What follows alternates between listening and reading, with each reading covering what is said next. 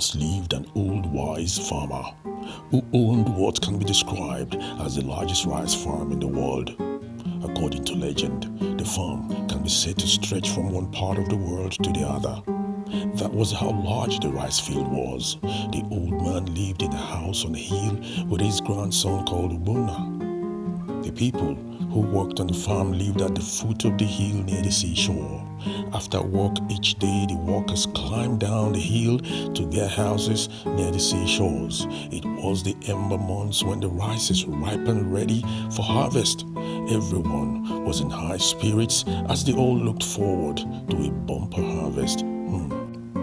One day, when his workers had all gone home after the day's work, the old farmer stood with his grandson Ubunna at the top of the hill admiring his vast rice fields. He usually do this when he takes pride in the adorable rice fields, when suddenly, from far away in the distance, where the sea seemed to meet the sky, the old man saw a strange sight which puzzled him at first. It was a great tall black cloud stretching from water high to the sky. It was moving quickly over the sea towards them. "Quick!" cried the old man to little Ubunna.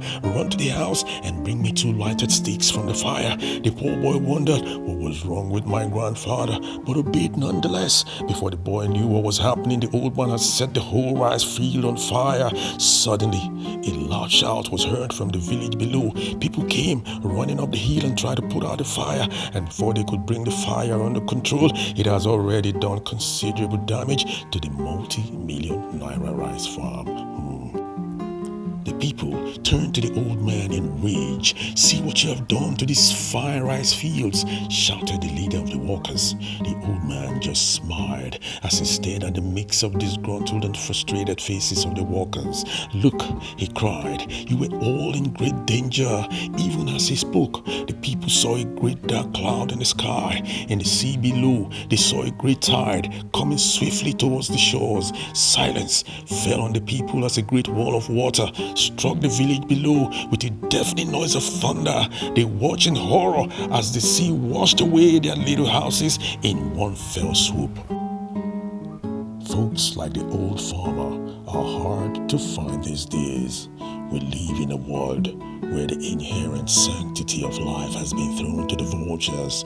Human lives don't cost a thing anymore and can be taken for the flimsiest reasons or no reason at all. On the sanctity of life, John Byrne in his book, The Trial of Galactus, left us these profound words. Who are we to make a decision to allow another living being, any living being, to die when ours is the power to prevent it?